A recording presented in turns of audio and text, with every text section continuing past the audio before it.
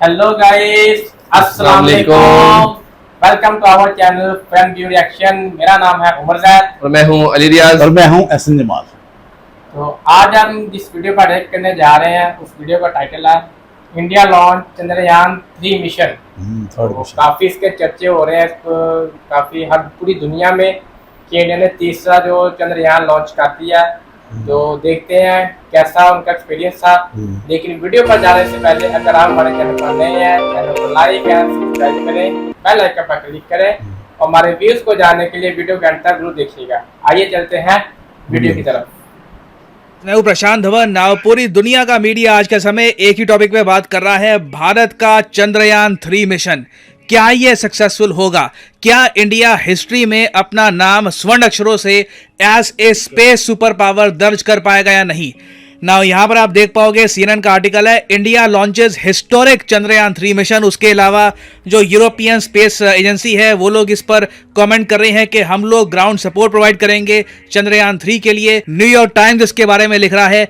दुनिया भर में आप देखोगे ना, इस पर चर्चा हो रही है और आने वाले 40 दिन ना बिल्कुल एक्साइटमेंट से भरे होंगे। दिल ऑलमोस्ट आप कह लीजिए धक धक कर रहा होगा, क्योंकि देखिए अभी तो चंद्रयान 3 टेक ऑफ हुआ है, धरती से ये अब अंतरिक्ष की तरफ बढ़ चुका है, मगर ये मून के सरफेस पर अपने लैंडर अपने रोवर के साथ पहुंचेगा अगस्त 23 से लेकर अगस्त 24 के आसपास। तो हमारे पास अभी 41 डेज का इंतजार है। जी हाँ, पेशेंटली हमको वेट करना होगा।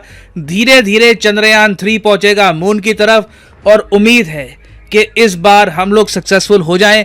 सो इस वीडियो में हम बात करने वाले हैं चंद्रयान 3 के बारे में। चंद्रयान 3 के अलावा और कौन कौन से मून मिशन आने वाले हैं ये हम जानेंगे और ये भी डिस्कस करेंगे कि यूएसए इतना ज्यादा इंटरेस्टेड क्यों है चंद्रयान 3 में, ये क्लोजली था। तो सबसे पहले ना मैं आपको दिखाना चाहता हूं ये फोटो अपने आप में हिस्टोरिक है। ये लुकोद 1 का रेप्लिका है। लुकोद 1 पहला ह्यूमन बींग्स द्वारा बनाया गया एक रोवर था। जी हाँ, ये रोवर यूएसएसआर जो आज के समय रशियन फेडरेशन बन चुका है, रशियंस ने लॉन्च किया था मून की तरफ। और यहाँ पे आप देख पाओगे कितने नाजुक पहिए हैं इसके, बट इन पहियों के साथ भी लुकोद 1 मून के सरफेस पे चला था और इसी के साथ यूएसएसआर ने यूएसए को बीट कर दिया था मून पर एक रोवर उतारने के कंपटीशन में। जी हाँ, कई लोग सोचते हैं कि सिंस नील आर्मस्ट्रांग पहुंच गए थे मून पर तो उसके बाद यूएस हर जगह आगे निकल गया होगा, मगर नहीं, यूएसएसआर ने काफी जगह यूएसए को बीट किया था। खैर, लुकोद 1 के बाद आप देखोगे तो फिर अमेरिकन्स ने भेजा अपना भारी भरकम अपोलो लूनर रोविंग व्हीकल।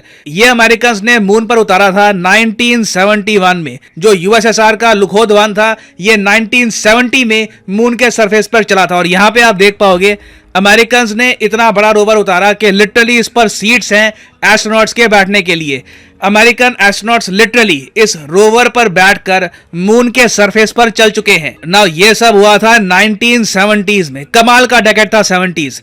उसके बाद हम आते हैं सीधा 2010 के बाद। तो 2016 में चाइना ने अपना U2 रोवर मून के सरफेस पे उतार दिया। यह भी चाइना के लिए ऐतिहासिक था, पहला एशियन कंट्री जो मून के सरफेस पर सॉफ्ट लैंडिंग करके पहुंच गया। नाउ अब क्वेश्चन आता है कि क्या इंडिया चौथा देश बन सकता है? क्या हम फाइनली ये अकॉम्प्लिश कर सकते हैं? देखिए, चंद्रयान 3 बहुत हद तक सक्सेसफुल हो सकता है, क्योंकि आप अगर चंद्रयान 2 से इसको कंपेयर करोगे ना तो चंद्रयान 2 बहुत कॉम्प्लेक्स था, काफी मुश्किल मिशन था। चंद्रयान 2 में इंडिया का प्लान ये था कि इकट्ठा ना हम मून पर एक ऑर्बिटर जो मून को ऑर्बिट करेगा ये लॉन्च करेंगे, साथ में उसी ऑर्बिटर से कनेक्टेड होगा एक लैंडर और लैंडर के अंदर होगा एक रोवर। अमेरिकन्स ने भी देखा था इसको और ये कहा कि ये मिशन बहुत ही कॉम्प्लेक्स है, इंडिया ने एक बहुत ही चैलेंजिंग टास्क लिया है और हम लोग ऑलमोस्ट सक्सेसफुल हो ही गए थे। We were that close. Last moment पर जो लैंडर था ये प्रॉपरली लैंड कर नहीं पाया, मून के सरफेस पर क्रैश कर गया, मगर रोवर आज भी प्रॉपरली काम कर रहा है। तो चंद्रयान 2 में आप कह सकते हैं कुछ सक्सेस मिली, कुछ फेलियर्स भी साथ में लगे। 100% सक्सेसफुल मिशन नहीं था ये, मगर इस बार चंद्रयान 3 में मिशन ज्यादा सिंपल है, इतना जटिल नहीं है जितना चंद्रयान 2 में था। क्योंकि चंद्रयान 3 में ना कुछ ऐसा नहीं है कि पहले रोवर ऑर्बिट स्टार्ट कर देगा, उससे डिटैच होगा लैंडर, वो पहुंचेगा मून के सरफेस पर। नहीं, सीधा जो भी पेलोड है वहां पे एक लैंडर है। आज के समय इसरो का एक ही टारगेट है चंद्रयान 3 के अंडर कि मून के सरफेस पर एक लैंडर, विक्रम लैंडर, उसको लैंड करना है। फिर विक्रम लैंडर का जो दरवाजा है खुलेगा और अंदर से निकलेगा प्रज्ञान रोवर और 14 दिनों तक ये रोवर मून के सरफेस पर चलेगा। अब यहाँ पे आपका एक सवाल ये भी आएगा कि मैंने कहा था कि यूएस बहुत ही ज्यादा इंटरेस्टेड होगा चंद्रयान 3 को लेकर, तो इसका रीजन क्या है? रीजन आपको समझाता हूं ना, एक सेकंड के लिए। यहां पर देखो, ये धरती पे अगर हम जूम इन करें, ये यहां पे है प्लैनेट अर्थ।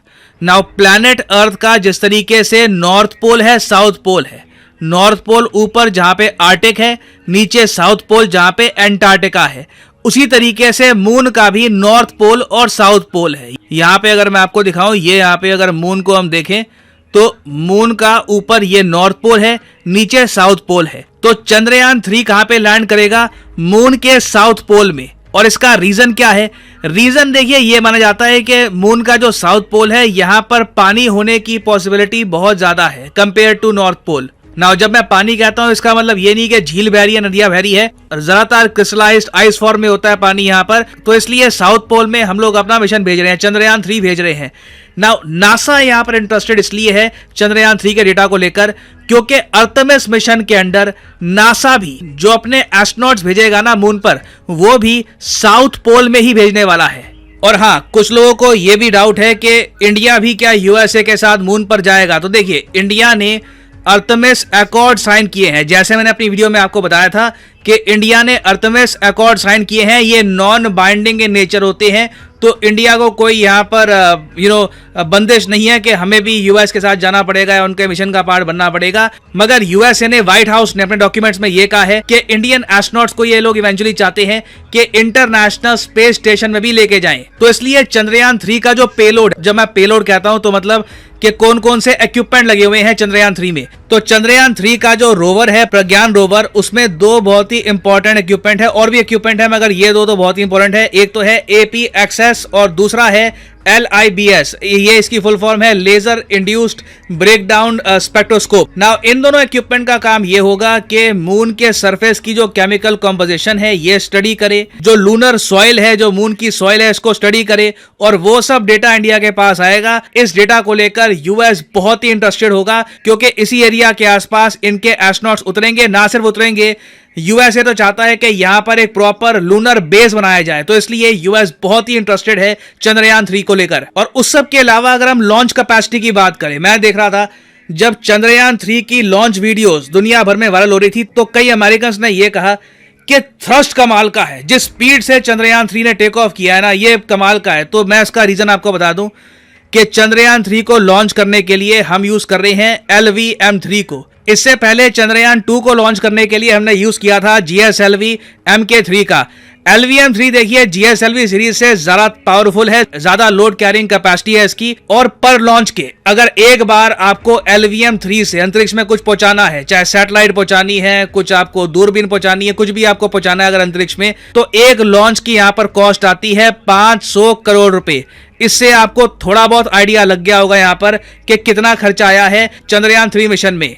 और फाइनली आप में से कुछ लोगों का एक सवाल यह भी हो सकता है कि आज के समय बात की जा रही है कि चंद्रयान 3 के तुरंत बाद रशिया भी एक मून मिशन लॉन्च करेगा लूना 25 के नाम से। इसको लेकर कुछ लोगों ने मीम्स भी बनानी स्टार्ट कर दी, जहां पर इंडिया का चंद्रयान 3 घूर रहा है रशिया के लूना 25 को। तो मैं वैसे आपको बता दूं, हमें लूना 5 को देखकर कहीं से भी नर्वस होने की आवश्यकता नहीं है। ऐसा नहीं है कि कहीं से अगर हमारे मिशन में कुछ गड़बड़ हो गई तो रशिया सक्सेसफुल हो जाएगा, फिर से हमें अजीब लगेगा, ऐसा कुछ भी नहीं है। क्योंकि रशिया का मिशन कंप्लीटली डिफरेंट है। हमारा मिशन क्या है, पहले लैंडर लैंड करेगा, उसके बाद लैंडर से निकलेगा एक रोवर। रशिया का जो मिशन है ये डिफरेंट है, ये प्राइमरली बस एक लैंडर को ही लेके जा रहे हैं, इसमें कोई रोवर नहीं होगा। तो लूना 25 कंप्लीटली डिफरेंट है। कुछ खास कंपटीशन मैं नहीं कहूंगा कि इंडिया रशिया का है।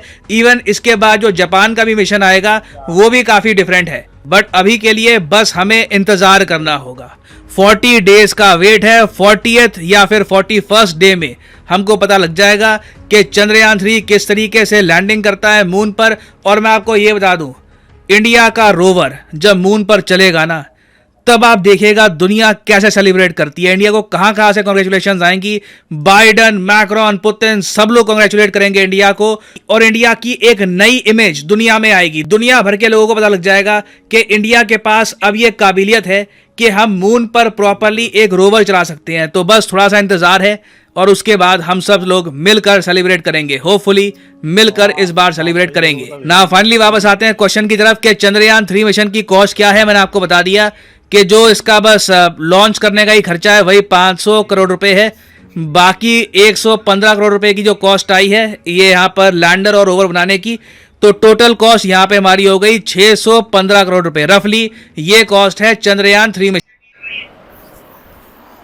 जी गाइस, तो ये थी इंडिया की बहुत बड़ी अचीवमेंट। उन्होंने चंद्रयान 3 लॉन्च किया जो कि 10 मिनट में पहुंच जाएगा वहाँ पे, सफर शुरू करेगा, वहाँ पे लैंड कर जाएगा, ट्रैवल शुरू करेगा मून की तरफ। तो बहुत बड़ी खबर है लोगों की, इंडिया के लिए तो बहुत बड़ी न्यूज़ है, क्योंकि इसमें जो है ना वो चांद पे, जैसा हम सुनते होते हैं अक्सर जो है ना दुनिया चांद पे पहुंच गई, चांद पे पहुंच, उन्होंने करके दिखाया, जो उन्होंने साबित किया है। लेकिन ये दुनिया चांद पे जा सकती है। लेकिन ये इंडिया ही नहीं, ये पूरे सब कॉन्टिनेंट के लिए बेहतर है। पाकिस्तान, श्रीलंका, सब के हम एशिया से बंदे जा रहे हैं, सबके लिए मुश्तरका मतलब कामयाबी। आगे चाइना का था, ऑस्ट्रेलिया का था, एक और कंट्री का बता रहे थे। चौथे नंबर पे इंडिया का नाम भी आ जाएगा चांद पे जाने के। 70s के मिड में नील आर्मस्ट्रांग वगैरह गए थे यूएसए से 1971 में। आई थिंक जो पहला जो गया था ना वो उसमें 1971 में। हिस्ट्री है, इससे पहले इन्होंने डॉग भेजा था, डॉग, ताकि वो देखेंगे वो क्या उसके एक्सपीरियंस के लिए कि वो वापस आता है कि नहीं आता जिंदा,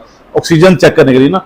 तो उसका पैरामीटर चेक करके फिर वो उसके बाद फिर इंसान मतलब 1971 में पहला कदम नील आर्मस्ट्रांग ने मून पे रखा था।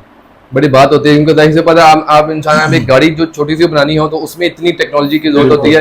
तो अगर आपने चांद तक जाना है, जाहिर सी बात को यानी कि किसी चीज का आपके पे इतनी इन्वेस्टमेंट लगी होती है, और ह्यूमन भी होता है, यानी कि कई दफा बंदे भी जाते हैं, तो उसमें जाहिर सी बात इतनी इन्वेस्टमेंट को इतना आसानी से वेस्ट ना हो, इतनी टेक्नोलॉजी इसमें यूज होती है, वो इतनी मेहनत उसमें आती है, और लाइफ का भी रिस्क ऑलरेडी रिस्क इन्वॉल्व होता है इसमें, क्योंकि ऑक्सीजन का मसला होता है ना, डेफिनेटली इस चीज को भी मद्देनजर रखा जाता है हर चीज। अच्छा, वो कहते हैं कि वो चांद के नीचे और हिस्से में ना स्टे करते हैं, उसमें उधर पानी जो था ना वो होने का अंदेशा है। अगर वो ये कह रहे हैं कि वहाँ तो आबशारें नहीं बह रही, ये ज़हन में रखिएगा, पानी की मौजूदगी के आसार हो सकते हैं उस एरिया में, स्पेसिफिक एरिया उन्होंने बताया वहाँ पे पानी की मौजूदगी के इशारे दिए कि वहाँ हो सकता है, लेकिन आबशारें या मतलब वो इस तरह नहीं है, मतलब नहरें बह रही हैं। जैसे बात थोड़ा सा पानी होगा ना, जैसे क्योंकि जो वहाँ पे जा रही है स्टेट वाला, वो जो गाड़ी से वो जो कह रहे थे वहाँ पे फंस ना जाए पानी में, या फिर का वो होगा उसमें पानी में, पानी उसमें जाके वो खराब ना हो जाए, इस वाले से कह रहे थे कि उससे थोड़ा सा हट के जो ना वो नॉर्थ में करके वहाँ पे स्पेस को लैंड किया जाएगा। अच्छा, जब पाकिस्तान में ना कुछ लोगों ने ये अफवाह फैलाई थी कि चांद पर जगह सेल हो रही है पाकिस्तानी सबसे आ गए जनाब, चांद पर जगह, और उसका रेट भी उन्होंने निकाल दिया 7.5 लाख मरला।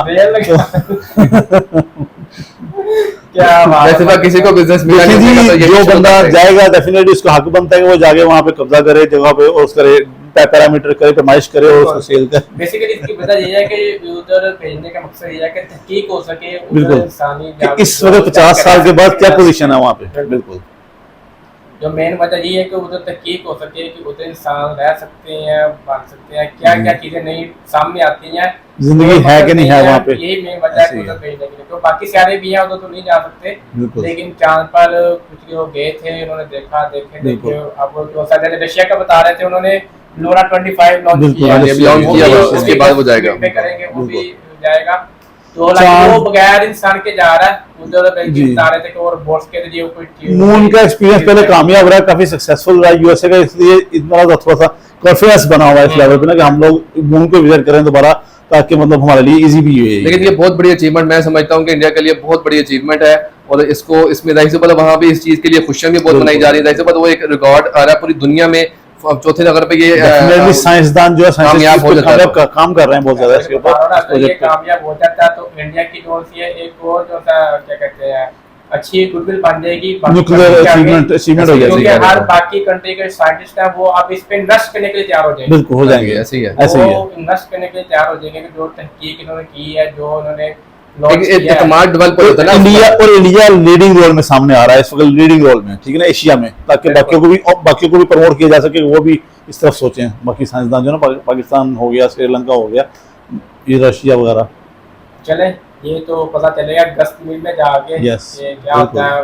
एक अच्छी खबर है, हमारी भी ये दुआ है कि खैर खैरियत से पहुंचे जी, और पूरी दुनिया के लिए वो कामयाब जो शायद दौरा साबित हो। जी जी। तो उम्मीद करते हैं आपको हमारी वीडियो पसंद आई होगी, और अगर वीडियो पसंद आए तो कमेंट सेक्शन में भी लाइक करना जरूर कीजिएगा। मिलते हैं नेक्स्ट वीडियो में। इस उम्मीद के साथ ढेर सारा ख्याल रखिएगा, तब तक के लिए हमें इजाजत। अल्लाह हाफिज।